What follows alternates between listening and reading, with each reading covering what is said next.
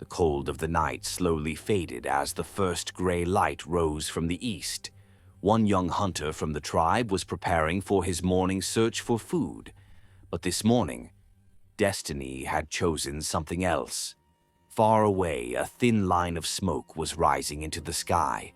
At first, he thought it was a wildfire, then a rain cloud. But no, the wind carried the smoke from a single source.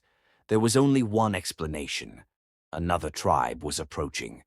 The young hunter ran back to his people, breathless, shouting, "There is smoke!" Someone lit a fire out there. The elders gathered. Their faces were worn, but their minds sharp. When they saw the direction of the smoke, their expressions changed. This was not nature, not an accident. It was a warning. Fear spread through the tribe like a cold wind. Children hid behind their mothers. Young warriors sharpened stone spears. The air around the fire grew heavier, thicker, almost alive. As the sun climbed higher, footsteps echoed from the forest. Many footsteps, heavy, purposeful. Then they appeared. Warriors from another tribe, faces painted, bodies strong, carrying stone spears and fire. They had learned fire too. They had mastered hunting too. They had survived just as fiercely. But nature was not generous enough to feed two powerful tribes in the same land. The leaders stood face to face. Silence. The kind of silence history remembers. This was not a meeting. This was not a negotiation. This was a moment where only one world would remain.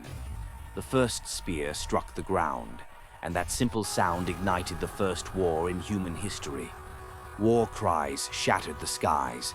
Birds fled. The earth trembled under charging feet. Stone spears sliced through the air. Wooden shields cracked. Bodies collided with the force of survival and fear. For the first time ever, fire was not a source of life, but a weapon. As the battle dragged on, exhaustion carved itself into every face. Hands trembled, breaths grew heavier, but no one stepped back.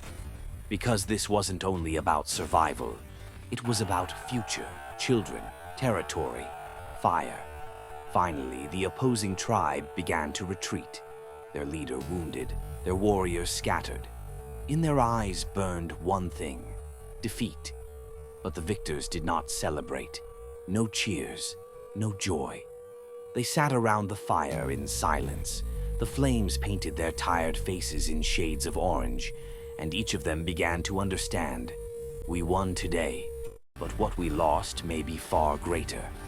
Because on that day, one truth revealed itself. Fighting nature was hard.